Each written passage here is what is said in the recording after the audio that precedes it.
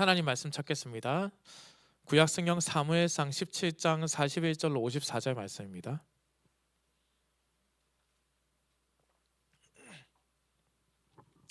구약성경 17장 사무엘상 17장 41절로 54절.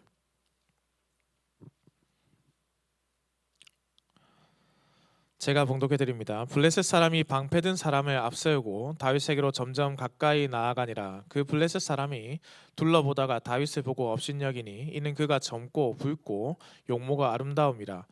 블레셋 사람이 다윗에게 이르되 네가 나를 개로 여기고 막대기를 가지고 내게 나왔느냐 하고 그의 신들의 이름으로 다윗을 저주하고 그 블레셋 사람이 또 다윗에게 이르되 내게로 오라. 내가 내 살을 공중의 새들과 들짐승들에게 주리라 하는지라. 다윗이 블레셋 사람에게 이르되 너는 칼과 창과 단창으로 내게 나아오거니와 나는 만군의 여호와의 이름 곧 네가 모욕하는 이스라엘 군대의 하나님의 이름으로 내게 나아가노라. 오늘 여호와께서 너를 내 손에 넘기시리니 내가 너를 쳐서 내 목을 베고 블레셋 군대의 시체를 오늘 공중의 새와 땅의 들짐승에게 주어 온 땅으로 이스라엘의 하나님이 계신 줄 알게 하겠고 또 구원의 하나님이 칼과 창에 있지 아니함을 이 무리에게 알게 하리라. 전쟁은 여호와께 속한 것인즉 그가 너희를 우리 손에 넘기시리라. 블레셋 사람이 일어나 다윗에게로 마주 가까이 올 때에 다윗이 블레셋 사람이 향하여 빨리 달리며 손을 주머니에 넣어 돌을 가지고 물매로 던져 블레셋 사람의 이마를 치매 돌이 그의 이마에 박히니 땅에 엎드러지니라. 다윗이 이같이 물매와 돌로 블레셋 사람을 이기고 그를 쳐 죽였으나 자기 손에는 칼이 없었더라. 다윗이 달려가서 블레셋 사람을 밟고 그의 칼을 그 칼집에서 빼내어 그 칼로 그를 죽이고 그의 머리를 베니 블레셋 사람들이 자기 용사의 죽음을 보고 도망하는지라. 이스라엘과 유다 사람들이 일어나서 소리 지르며 블레셋 사람들을 쫓아 가이와 에그론 성문까지 이르렀고 블레셋 사람들의 부상자들은 사라임 가는 길에서부터 가드와 에그론까지 엎드러졌더라. 이스라엘 자손이 블레셋 사람들을 쫓다가 돌아와서 그들의 진영을 노략하였고 다윗은 그 블레셋 사람의 머리를 예루살렘으로 가져가고 갑주는 자기 장막에 두니라. 아멘. 사랑하는 성도들 반갑습니다. 우리 앞뒤 좌우에 계신 분들에게 한번 인사해볼까요? 참 잘 오셨습니다. 반갑습니다. 네, 잘 오셨습니다.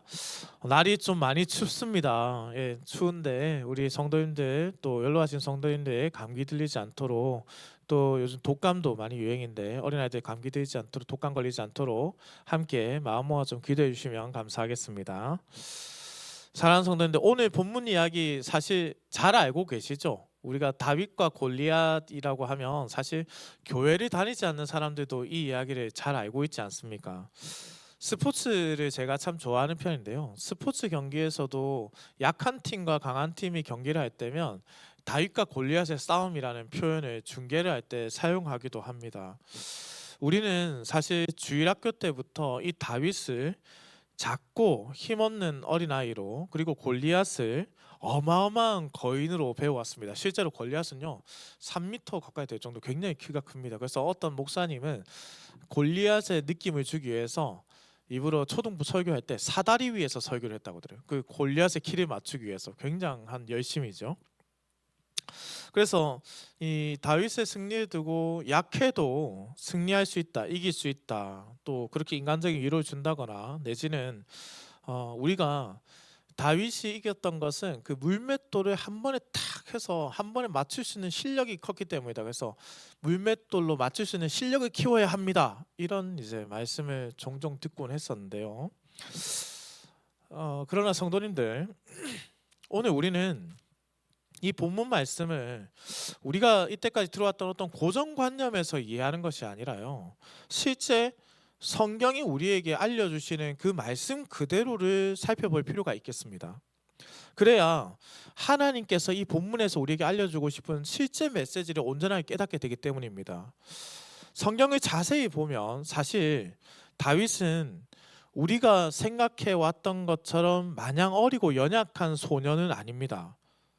우리가 다윗에 대해서 배울 때는요, 애니메이션이나 그림체를 보통 보다 보니까 머리가 이렇게 크게 있고 몸이 있고 다리가 있고, 그래서 다윗이 기본적으로 그 골리앗과 싸울 때 3등신이잖아요. 그래서 뭐 엄청 빨간 머리 팍 이렇게 하면서 이제 내가 이기겠다 이런 느낌으로 이제 배워왔는데, 중요한 성경적인 증거들이 이 다윗에 대해서 표현할 때 나타납니다. 성경 원어를 보면요, 다윗을 가리켜서 소년 다윗이다라고 하고 있잖아요. 그 우리 번역에 보면 소년 다윗이라고 되어 있는데, 히브리어 단어는 나르라는 단어를 사용합니다. 우리가 이 단어를 볼 때 초등학생 정도 되는 어린아이다라고 이해하지만은, 히브리어 원어를 보면요, 이 나르의 뜻은 실제적으로 전쟁에 나갈 수 있는 젊은 청년, 내지는 결혼 정년기에 들어간 그 남자를 뜻할 때도 사용되는 단어입니다. 그렇게 본다면 실제 이 다윗의 나이가 한 17세 이 정도 볼 수 있을까요? 16세에서 18세 정도 사이에 되어 있다라는 것이죠. 두 번째는 이 다윗을 표현할 때 사울의 갑옷이 등장합니다. 본문에 앞서 다윗이 골리앗을 이제 싸우러 나갈 때 사울이 자기가 입었던 갑옷을 다윗에게 입혀주는 장면이 나타나는데요, 성경은 이 사울의 체격에 대해서 미리 말씀해 주었습니다. 사무엘상 9장 2절입니다. 기스의 아들이 있으니 그의 이름은 사울이요 준수한 소년이라. 이스라엘 자손 중에 그보다 더 준수한 자가 없고 키는 모든 백성보다 어깨 위만큼 컸더라 라고 했습니다. 사울이 대단한 거구입니다. 상식적으로 한번 생각해 보죠. 만약에 다윗이 초등학생처럼 작은 어린아이였다면 사울은 자신의 갑옷을 그 어린아이에게 입힐 생각조차 하지 않았을 겁니다. 다윗이 그 갑옷을 입고 심지어 걸어보았는데 불편했다라고 했습니다. 그의 체격이 어쩌면 사울의 그 갑옷을 입을 만큼 생각보다 컸다라는 거예요. 이 두 가지만 사실 보아도 우리는 다윗에 대해서 조금 오해하고 있었던 거죠. 다윗은요, 이 당시에 철부지 어린아이가 아닙니다. 이미 어쩌면 하나님께서 거친 들판에서 목자로 키우시면서 사자와 곰을 상대하게 하시며 강인하게 훈련한 준비된 청년일 수도 있습니다. 제가 왜 이 말씀을 미리 드리느냐, 다윗이 건장한 청년, 힘이 센 사람입니다 라는 것을 자랑하기 위해서일까요? 아닙니다. 사실 정반대입니다. 다윗은 사실 사울의 갑옷을 입을 수 있을 만큼 생각보다 키도 있고 건장한 청년입니다. 맹수를 잡을 수 있을 만큼 힘과 기술을 가지고 있는 청년입니다. 인간적으로 어쩌면 싸울 준비가 온전하게 되어 있는 군인이라고 할 수 있겠죠. 물론 정식 군인의 과정을 밟지는 않았으니 군인이라고 할 수는 없지만 건장한 청년이면은 부정할 수는 없습니다. 그러나 오늘 본문 말씀은요, 그럼에도 불구하고 다윗의 영웅담이 아닙니다. 소년이어만 은혜가 더 풍성하게 느껴지는 그런 영웅담이 아니라는 말씀입니다. 하나님께서 하나님의 이름을 위해서 하나님의 사람을 어떻게 준비시키는가, 그 사람이 어떻게 철저하게 자신의 힘을 빼고 하나님의 이름을 의지하는가. 그래서 이 이야기는 다윗과 골리앗의 싸움이 아니라 하나님의 전쟁에 대한 이야기입니다. 하나님 나라의 전쟁 이야기. 오늘 말씀을 통해서 내 힘과 경험이 아니라 오직 그 이름, 하나님의 이름의 능력을 의지하는 은혜가 있기를 소망합니다. 오늘 거룩하고 복된 주일, 우리는 이 본문을 바르게 이해하기 위해서 하나님 중심으로 이 사건을 좀 살펴보고자 합니다. 하나님께서 이 사건을 통해서 도대체 우리에게 무엇을 말씀하고 싶어 하시는가, 그 말씀하신 바를 발견하고 그것을 깨달아 우리의 삶을 그 말씀으로 살아내는 은혜가 있기를 우리 주님의 이름으로 축원합니다. 자, 앞으로 우리는 세 가지 주제를 가지고 이해를 할 건데요. 골리앗과 다윗의 싸움이 도대체 뭐 때문에 일어나게 된 것일까? 아니 전쟁 중에 왜 두 명이 갑자기 싸우게 된 건가? 그리고 이 두 명이 싸운 목적이 무엇인가? 그리고 그 결과가 어떻게 이어지게 되는가? 우리가 이 세 가지를 살펴보고자 합니다. 첫 번째, 이 골리앗과 다윗의 싸움의 배경입니다. 사실 이스라엘과 블레셋의 전쟁은요 꽤 오랜 역사가 있습니다. 어쩌면 우리나라에도 그런 그 수탈의 역사, 꽤 오랜 아픔의 역사가 있잖아요. 주일 예배 시간에 다 다루기에는 사실은 이 이야기는 너무나 긴 이야기입니다. 다만 왜 다윗이 골리앗이라는 장수와 싸울 수밖에 없었을까? 이것에 대해서는 생각해 보아야 한다는 것이죠. 이 두 나라가 전쟁을 지속하던 어느 날이었습니다. 자신의 형들이 전쟁에 나갔기 때문에 아버지께서 시켜서 그 명으로 이 형들에게 도시락을 가져다 주러 다윗이 전쟁터로 가게 됩니다. 그런데 다윗이 전쟁터로 가는데요, 정말로 듣기 싫었던 말이 그의 귀에 들리게 됩니다. 요즘 말로 우리 청년들이 듣기 싫은 말, 자기에게 막 상처 주는, 견디지 못하는 말을 딱 들었을 때 긁혔다라는 표현을 쓰거든요. 내 긁혔다 이러는데 마치 이 다윗이 진짜 긁힌 거예요. 이것은 못 참겠다. 이게 뭐냐? 본문에 앞선 17장 26절에요. 이렇게 말씀됩니다. 다윗이 곁에 서 있는 사람들에게 말하여 이르되 이 블레셋 사람을 죽여 이스라엘의 치욕을 제거하는 사람에게는 어떠한 대우를 하겠느냐? 이 할례받지 않은 블레셋 사람이 누구이기에 살아계시는 하나님의 군대를 모욕하느냐? 살아계시는 하나님의 군대를 모욕하는 소리를 들었는 거예요. 이거는 다윗이 견딜 수가 없는 고통인 겁니다. 순간 거룩한 의분이 불같이 타오르게 됩니다. 사실 고대 근동에서는 전쟁이 빈번하게 발생했습니다. 힘을 가진 자가 힘을 가지지 못한 자의 것을 빼앗는 것, 그것은 인류의 역사에서 비일비재하게 일어났던 일이죠. 그런 과거가 우리나라에게도 있는 것이고 많은 외세 침략을 경험하게 되었지 않습니까? 그런데 가장 큰 문제는 무엇이냐? 이 고대 근동에 있었던 전쟁, 그 당시의 전쟁은 단순히 나라와 나라 사이의 전쟁으로만 끝이 나지 않는다는 게 문제였습니다. 고대 근동의 전쟁은 나라와 나라 사이의 전쟁이라기보다 바로 그 나라가 믿는 신과 신의 싸움이었습니다. 그래서 자신들이 믿는 신이 강하다면 우리가 이 전쟁에서 승리하게 되는 것이고, 자신들이 믿는 신이 힘이 없거나 강하지 않다면 패배하게 되어 종살이를 하게 되는 일종의 종교 전쟁의 의미가 매우 강했다라는 것이죠. 그것은 다윗뿐만 아니라 이스라엘 군대도 잘 알고 있었고 심지어 골리앗도 알고 있었습니다. 본문 43절에 이렇게 말씀하죠.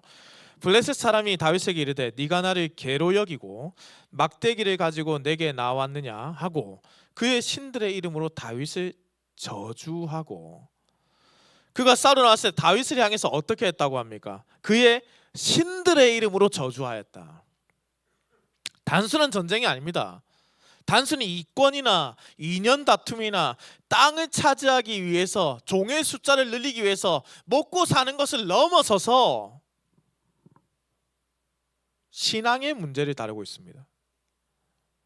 이 전쟁은 사실 세상의 가치관과 하나님의 통치가 부딪히는 영적 전쟁이자 신앙의 본질을 묻는, 무엇을 믿는가에 대한 스스로 시작된 자신에게 묻는 전쟁이라는 겁니다.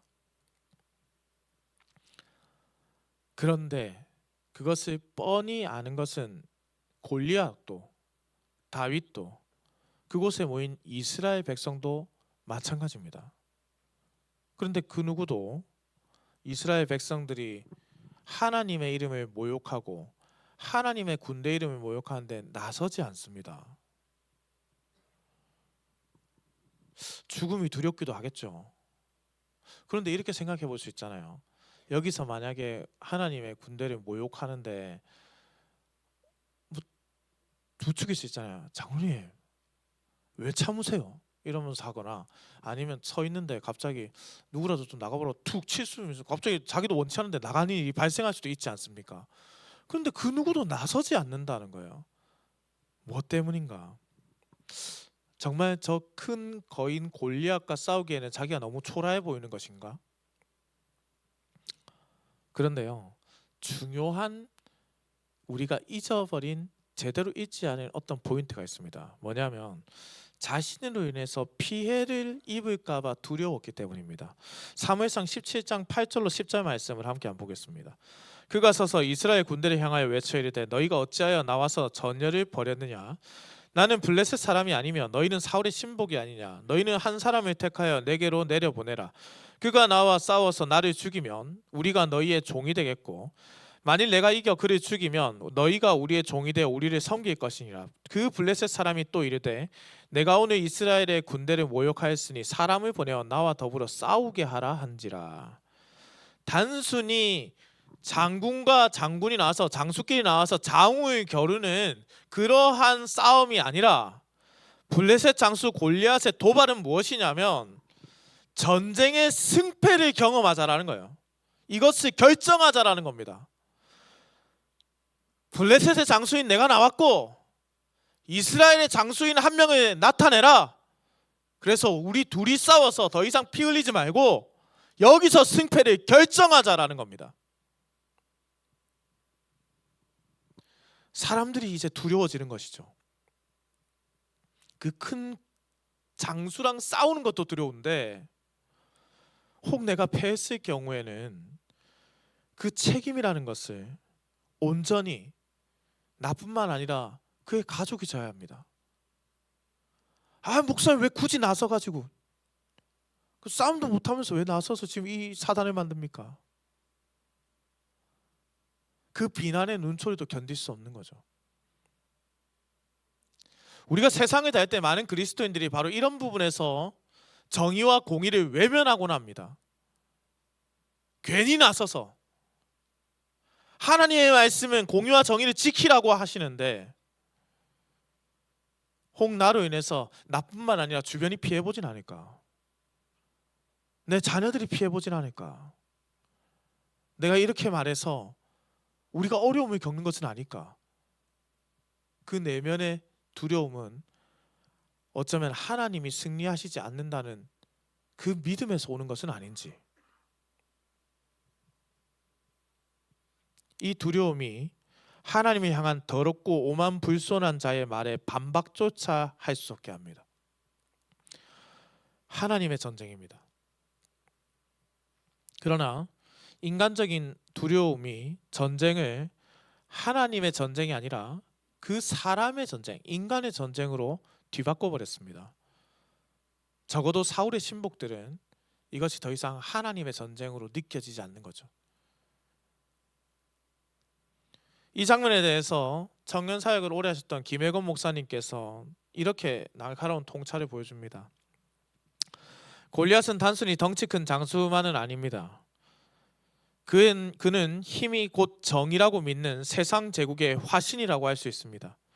이 싸움은 다윗과 골리앗의 개인전이 아니라 힘을 숭배하는 블레셋의 세계관과 하나님을 경외하는 이스라엘의 세계관이 충돌하는 그야말로 영적 전쟁이라고 할 수 있습니다. 그 영적 전쟁의 순간에 이스라엘의 백성들, 장수들 그 누구도, 심지어 이스라엘의 왕인 사울조차도 나서지 못하고 있습니다. 여기서 이제 중요한 전쟁의 목적이 등장하는 것이죠. 사울의 신복들, 곧 사울이 다스리는 이스라엘에 속한 자들은 골리앗의 말에 반박하지도 나가지도 못합니다. 싸우지도 못합니다. 하지만 하나님 나라의 장군인 다윗은 달랐다는 것이죠. 그는 그 무엇보다 하나님의 이름이 소중하고 중요한 사람입니다. 그리고 확신하는 것이죠. 이것이 우리가 경험했던 인간의 전쟁이 아니라 신과 신 사이의 전쟁이라면 참되고 유일하신 신을 믿는 우리가 반드시 승리할 수밖에 없다. 다윗은 전쟁이 하나님께 속해 있음을 너무나도 잘 알고 있죠. 왜냐하면 과거부터 하나님께서 승리하신 것을 경험하고 들어왔기 때문입니다. 이스라엘을 지금까지 지켜오셨던 하나님을 믿어왔기 때문입니다. 역사가 이스라엘의 역사가 그것을 증명해 왔고 하나님께서 늘 이스라엘 역사에서 보여왔기 때문에 그것을 들었던 다윗은 믿었던 것이죠.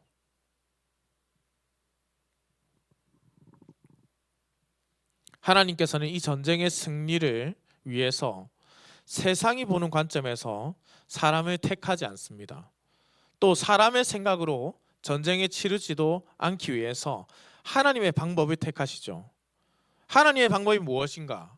여러분, 세상에서는 전쟁을 치르기 위한다면 무엇을 하겠습니까? 바로 무조건 이 무기를 만들고, 그죠? 어떻게든 힘을 키우고 전쟁에 나가지 않겠습니까? 그런데 하나님 나라에는 그 무엇보다 하나님의 이름이 필요하다라는 것을 강조하는 거예요. 여호와의 승리는 눈에 보이는 힘에 의존하는 것이 아니다라는 것을 알려주는 거예요. 하나님께서 특별히 이스라엘이라는 나라를 세우시면서 왕을 세울 때 결코 절대 잊어서는 안 되는 주의사항을 미리 알려주셨습니다. 신명기 17장 16절 말씀에 그 중 하나입니다. 그는 병마를 많이 두지 말 것이요 병마를 많이 얻으려고 그 백성을 애굽으로 돌아가게 하지 말 것이니 곧 왕은 병마를 많이 두어서 그 병마로 인해서 군사력으로 인해서 안심하지 말라라고 한 것이죠. 여러분, 우리가 통장에 잔고가 두둑하면요 겁이 없어집니다. 겁이 없죠. 목사님 그 경험해봤습니까? 아직 제가 경험해보지 않아서 그렇게 말하는 거예요. 통장에 잔고가 두둑하면 아마 겁이 없어질 것 같습니다. 여러분 아마 그 경험하신 분들 있으면 아닌데요 라고 말씀하시면 지금 제가 수정할게요.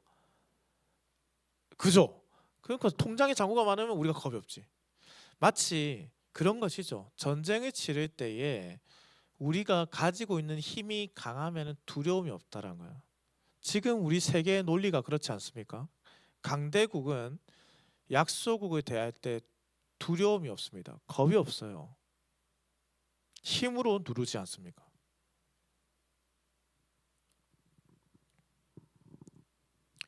사람들은 눈에 보이는 힘을 의지하죠.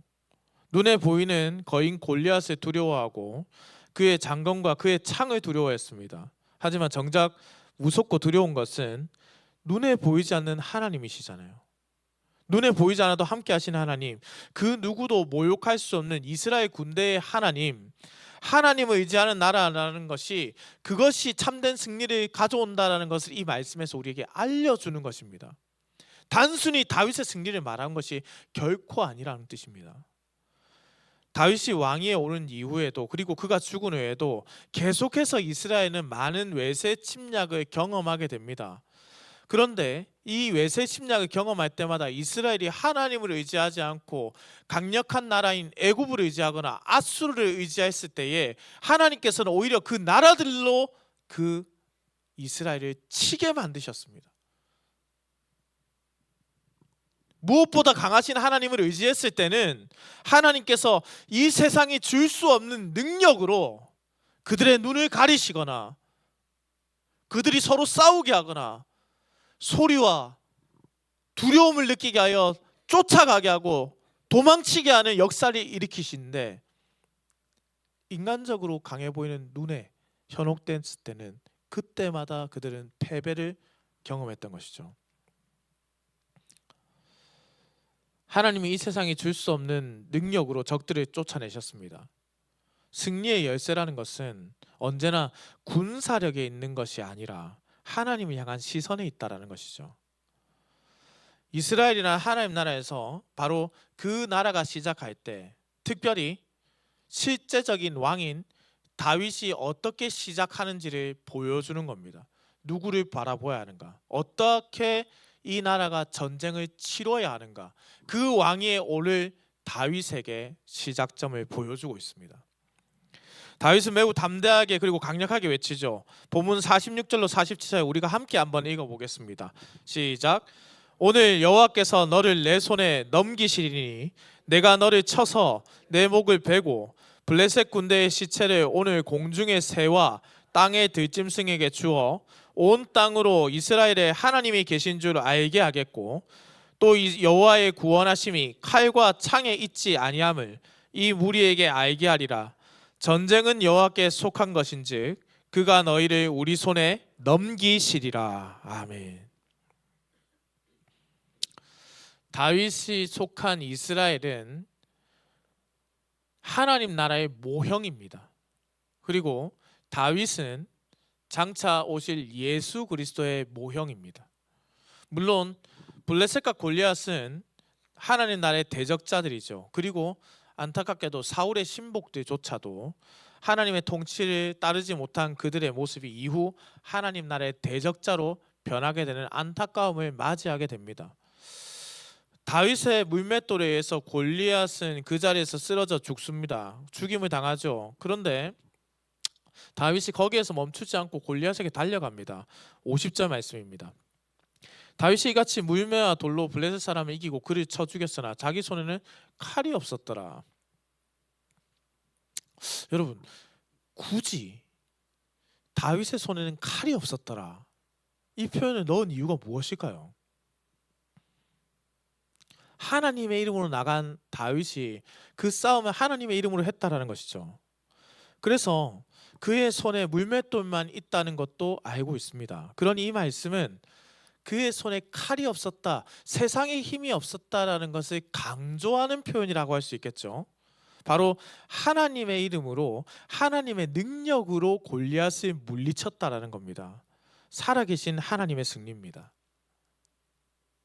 여러분, 과거의 전쟁에서 그리고 싸움에서 승리하면요, 적장에 목을 베어서 그 수급을 가지고 자기 진영으로 가져가 바로 전쟁터에 그 목을 세워두고 아군에게는 굉장한 사기를 드높이고 적군에게는 두려움에 떨겠죠.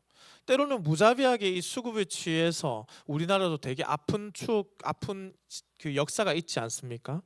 임진왜란 때 이 아픔을 겪었죠. 일본 교토에 있는 코무덤이 바로 우리 선조들의 그 아픔의 역사의 산물이라고 할 수 있지 않겠습니까?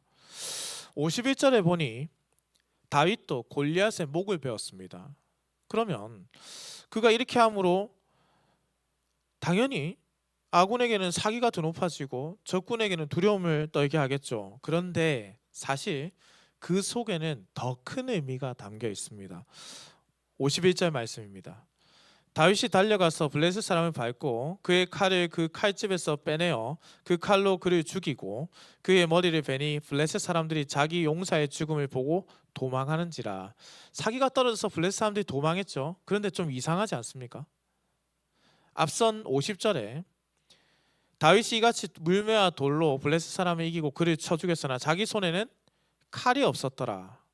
그러면 51절에 말씀하고 있는 그의 칼을 그 칼집에서 빼내라고 했을 때 이 칼은 누구의 칼입니까? 이 칼은 누구의 칼일까요? 골리앗의 칼입니다. 골리앗의 칼이에요. 골리앗이 그토록 자랑하던 힘과 무기입니다. 골리앗은 그것에 대해서 굉장히 큰 자신감이 있었죠. 누구도 자신을 쉽게 보지 못할 거라는 확신이 있었습니다. 체구도 작고 장성하지도 않은 자가 자기와 맞서고자 했을 때 비웃으면서 신의 이름으로 저주를 퍼부었습니다. 그가 이토록 허무하게 질 것이라고 생각했던 사람, 그곳에는 그 누구도 없었습니다. 그런데 그가 그토록 자랑하던, 거구가 그토록 강하게 내밀던 그 칼과 이 모든 것들이 오히려 자기의 목을 베게 하는 것으로 사용되었다. 하나님의 이름이 아니라 다른 어떤 힘, 눈에 보이는 그 힘을 따르고 살아간 자들이 결국 그것으로 자기의 목에 배임을 당하게 될 것이라는 겁니다. 사랑하는 열린문교회 성도님들, 하나님 나라의 대적자들은 과거 다윗의 때나 지금이나 변함없이 존재합니다. 이 대적자들은 예수 그리스도께서 다시 오실 때에 완전한 패배를 맞이하겠지요. 그들이 자신했던 것으로, 그들이 자랑했던 것이 오히려 그들의 패배의 원흉이 될 것입니다. 그들의 목숨을 빼앗는다는 것이 오늘 본문이 우리에게 증명하여 보여주는 강조점입니다. 하나님께서는 승리하실 것이고 하나님의 나라의 백성은 하나님 나라에서 하나님의 이름을 높일 것이고 악한 대적자들은 하나님의 심판을 받으실 것으로 믿으시기 바랍니다. 골리앗과 함께 이스라엘을 대적했던 블레셋은 약탈당하고 빼앗은 그 악행에 대해서 심판을 받게 됩니다. 그들의 성읍이 불타버렸고 골리앗의 말처럼 이스라엘의 종으로 그들은 잡혀가게 됐습니다. 이것이 결국 과거에 끝나버린 싸움이 아닙니다. 우리의 영적 전쟁입니다. 우리는 눈에 보이는 힘에 속아서 위대한 하나님의 능력을 부인하거나 악한 대적자들이 두려워하면서 자신의 정체성을 잃어버립니다. 그때 믿음으로 보는 자는 하나님을 보게 되겠죠.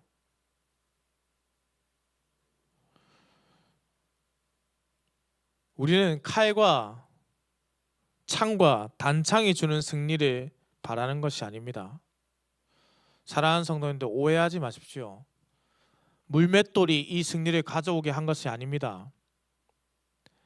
오랫동안 물맷돌을 던지면서 훈련을 했기 때문에 이 승리가 주어진 것이 아니라는 말씀입니다. 설사 다윗에게 물맷돌이 없었다 하더라도 하나님께서는 그 이름의 승리를 보여주셨을 겁니다. 우리가 물맷돌이라는 실력을 키우면서 하나님 나라의 대적자들을 무찌르겠다 하는 순간 그것이 우리에게 칼과 단창과 무기가 되어 오히려 우리의 목을 겨누는 교만함이 될 수 있다는 것을 기억하십시오. 무기력하게 세상을 살며 하나님의 승리를 바라라는 뜻이 아닙니다. 하나님의 이름의 승리가 있다는 것을 믿으라는 뜻입니다. 우리의 힘에, 우리의 능력의 승리가 있는 것이 아닙니다. 사랑하는 열명교회 성도님들, 우리가 무엇을 믿습니까? 에드먼드 클라우니 목사는 우리가 성경을 읽을 때 흔히 범하는 실수에 대해서 이렇게 말했습니다. 우리는 자꾸만 자신을 다윗에게 대입하려 합니다. 그러나 사실 우리는 다윗보다는 두려움에 떨며 숨어있는 이스라엘 군대에 더 가까운 신앙생활을 하곤 합니다. 오늘 우리에게 필요한 것은 내 주먹을 불끈 쥐는 용기가 아닙니다.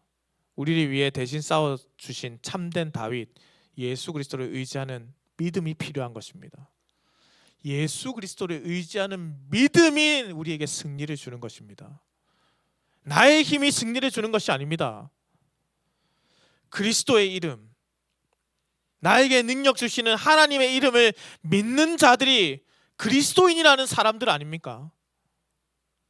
세상의 힘, 권력, 눈에 보이는 강력함에 무릎 꿇지 않는 하나님 나라의 백성이 되시기를 소망합니다. 한 가지 예를 끝으로 말씀을 줄일까 합니다. 한 아이가 지속적으로 학교폭력을 당해왔습니다. 너무나 오랜 세월 학교폭력을 당했는데 교회 수련회에 갔더니 목사님께서 말씀을 전해주셨고 그 말씀을 듣고 나니 자기가 회복을 느껴서 개학을 맞이했습니다. 두렵고 떨린 가운데 개학 첫날 학교를 갔는데 여전히 학교폭력이 지속되는 겁니다. 변함없는 상황에 좌절할 법도 했는데 이 친구가 수련회 때, 여름 수련회 때 들었던 그 말씀을 떠올립니다. 너희가 고난 가운데 고통을 주는 대적자들 앞에 전신갑주를 입고 대적하라. 그래서 이 친구가 말씀을 기억했다가 학교폭력을 막 때리고 있는 그 상황에서, 맞고 있는 상황에서 이 친구가 어떻게 했냐면 믿음의 방패! 어떻게 됐을까요?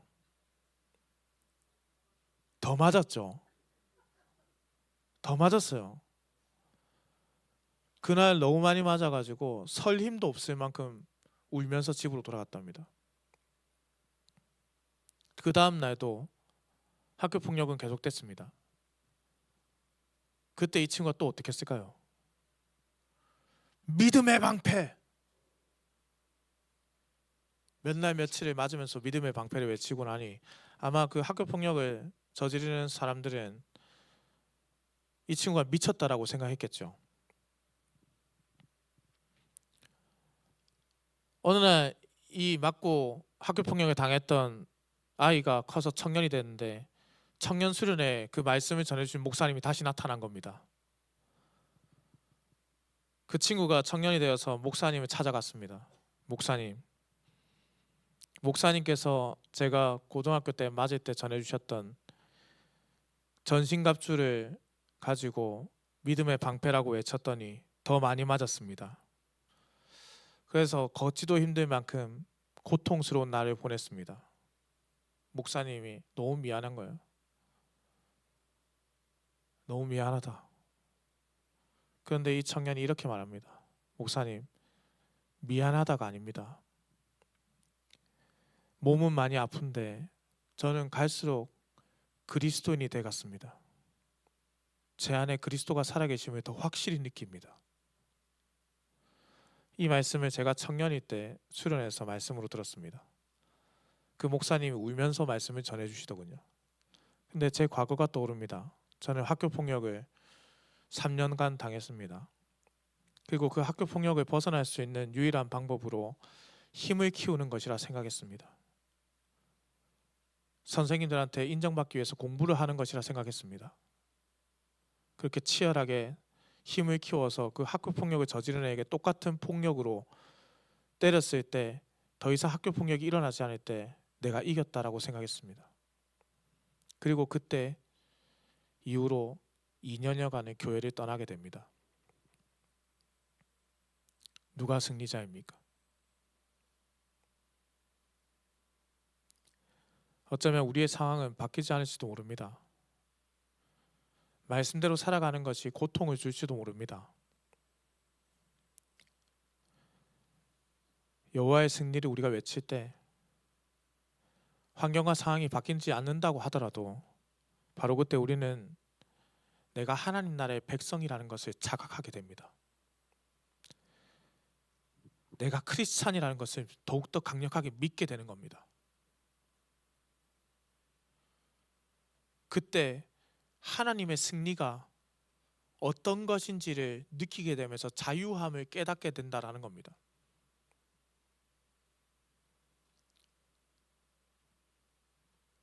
이게 진짜 승리입니다.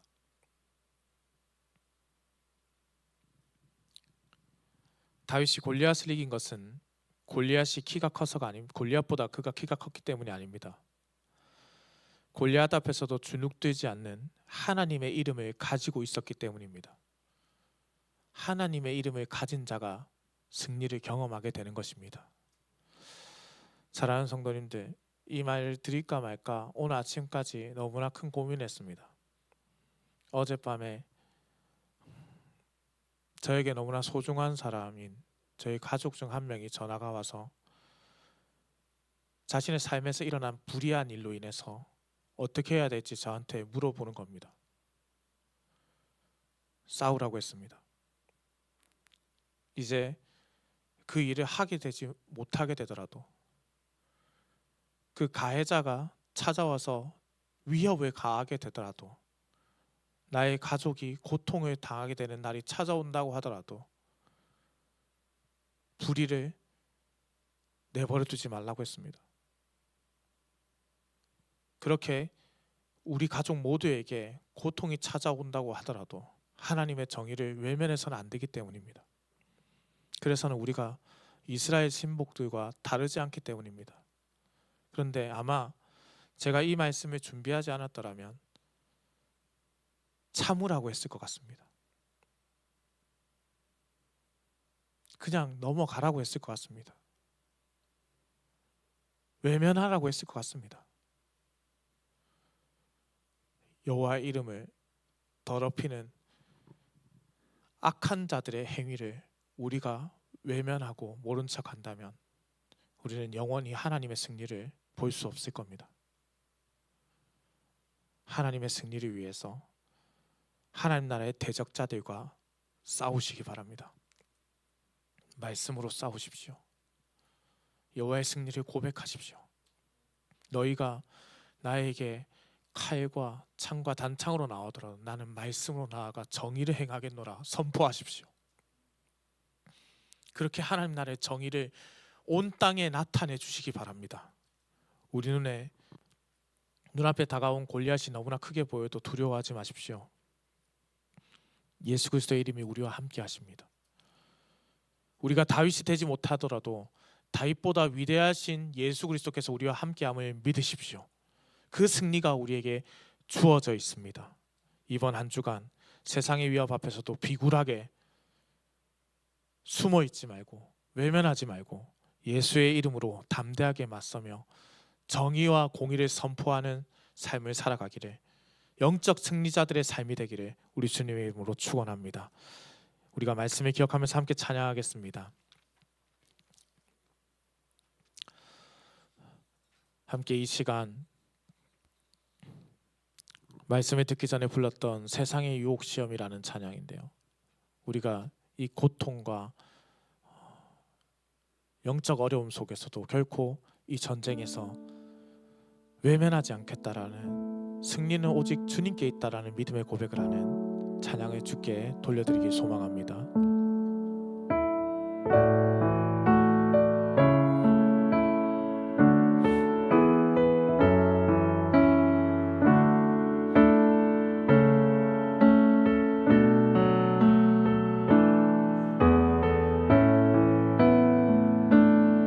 세상의 유혹 시험이 내게 몰려올 때에 나의 힘으론 그것들 모두 이길 수 없는 거대한 폭풍 가운데 위축된 나의 영혼, 어찌할 바를 몰라 헤매이고 있을 때 세상의 유혹 시험이, 세상의 유혹 시험이 내게 몰려올 때에 나의 힘으론 그것들 모두 이길 수 없는 거대한 폭풍 가운데 위축된 나의 영혼, 어디지 할 바를 몰라 헤매이고 있을 때 주를 찬양, 주를 찬양,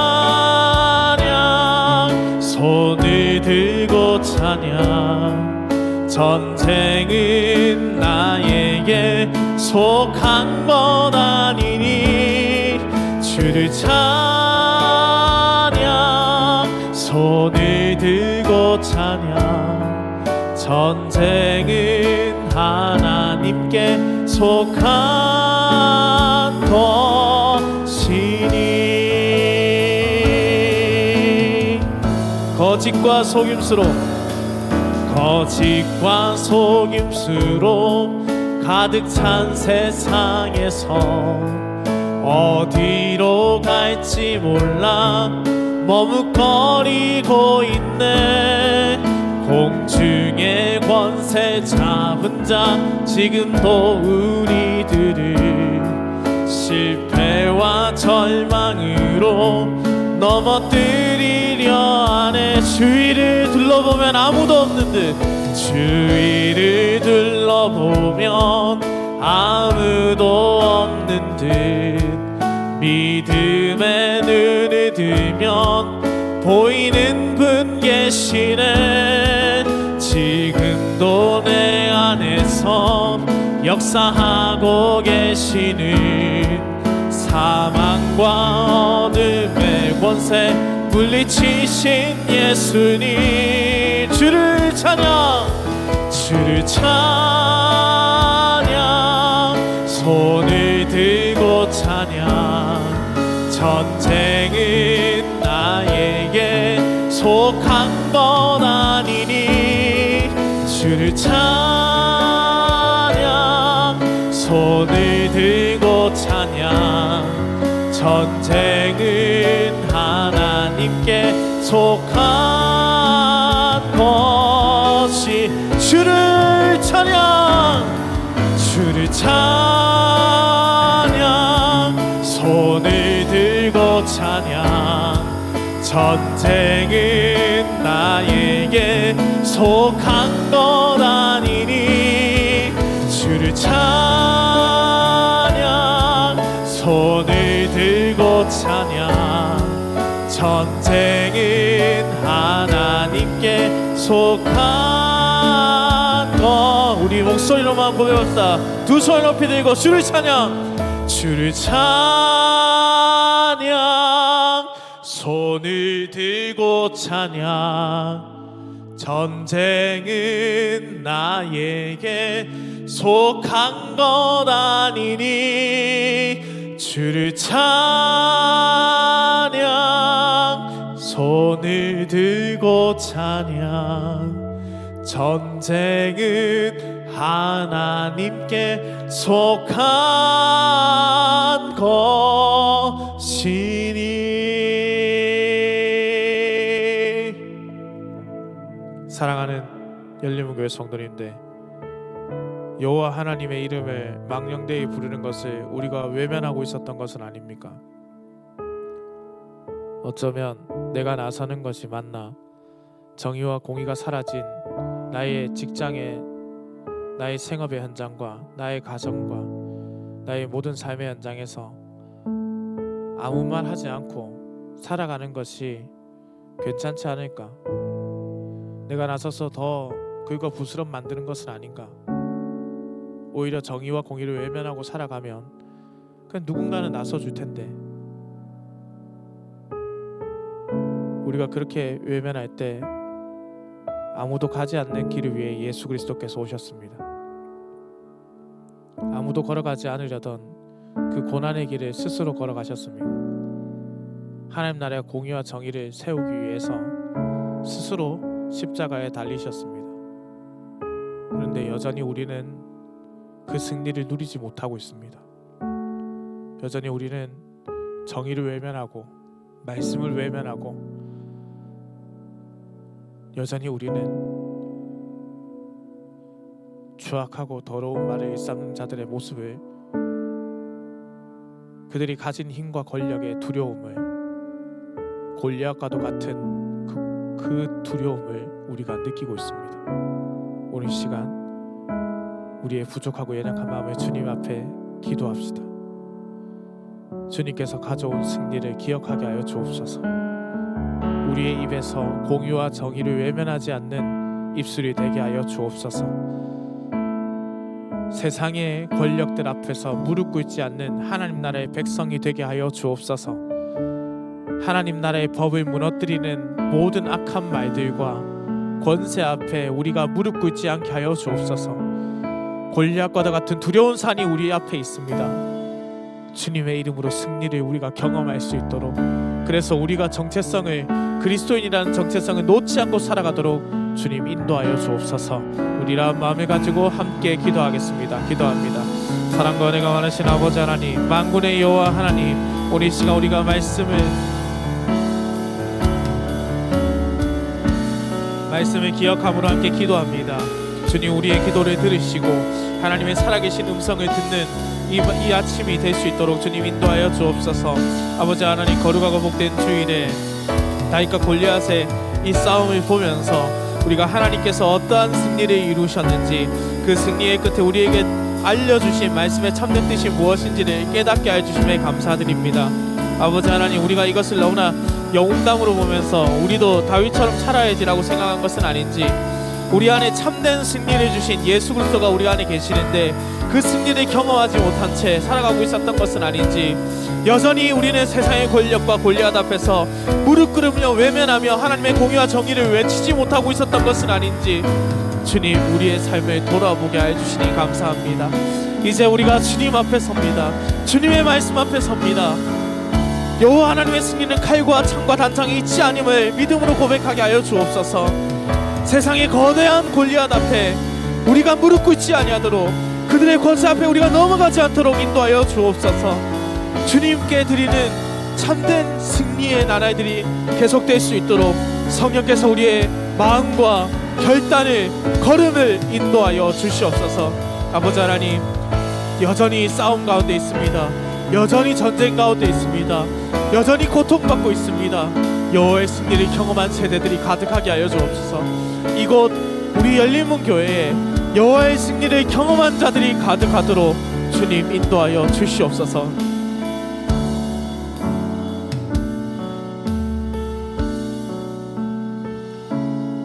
만군의 여호와 하나님 아버지, 오늘 말씀을 통해서 승리는 칼과 창과 단창에 있는 것이 아니라 오직 여호와 하나님의 이름에 있다는 것을 깨닫게 해주시니 감사합니다.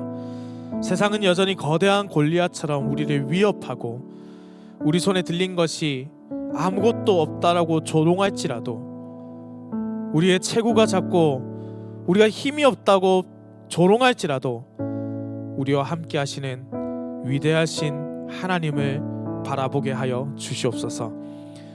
이번 한 주간 세상으로 나아가는 우리 성도들을 성령의 능력으로 붙들어 주옵소서. 눈에 보이는 힘과 세상의 방식이 아니라 전쟁은 여호와께 속한 것이라는 믿음의 고백으로 승리하신 예수 그리스도를 바라보며 우리의 삶의 현장에서 우리 또한 승리하게 하여 주옵소서. 우리의 대장 되신 예수 그리스도의 이름으로 나아갈 때 우리를 가로막고 있는 모든 영적인 대적들이 무너지는 역사를 경험하게 하여 주시옵소서. 주님 앞에 감사한 마음을 담아 예물을 드립니다. 성도들이 피와 땀을 흘려 수고한 손길 위에 복의 복을 더하시고 이 예물이 쓰이는 곳곳마다 죽어가는 영혼들이 살아나고 하나님의 나라가 확장되게 하여 주옵소서. 특별히 성도들의 가정과 생업에 복의 복을 더하시고 직장과 사업터에서 성실하게 주님의 공의와 정의를 지키며 일할 때 하늘의 문을 여사 물질의 어려움이 없게 하시고 그들의 삶의 터전이 하나님께서 살아계심을 증거하는 복의 통로가 되게 하여 주옵소서. 이번 한 주간도 주님께서 다윗이 어디로 가든지 이기게 하신 것처럼 우리 열린문교회 모든 성도들의 발걸음에 승리가 가득하게 하여 주실 줄을 믿습니다. 감사해드리며 살아계신 우리 주 예수 그리스도의 이름으로 기도드립니다. 아멘. 축복 기도드립니다. 이제는 우리 주 예수 그리스도의 크신 은혜와 만복의 근원이 되시는 하나님 아버지의 극진하신 사랑과 성령의 감화 감동 교통하심이 세상의 칼과 창과 단창이 아닌 여호와의 이름을 의지하며 삶에 찾아온 모든 골리앗 앞에서 승리를 예수 그리스도의 이름으로 선언하는 사랑하는 열린문교회 모든 성도들과 이들의 가정과 생업과 학업과 주의 몸된 교회 위에 영원토록 함께 있을지어다. 아멘.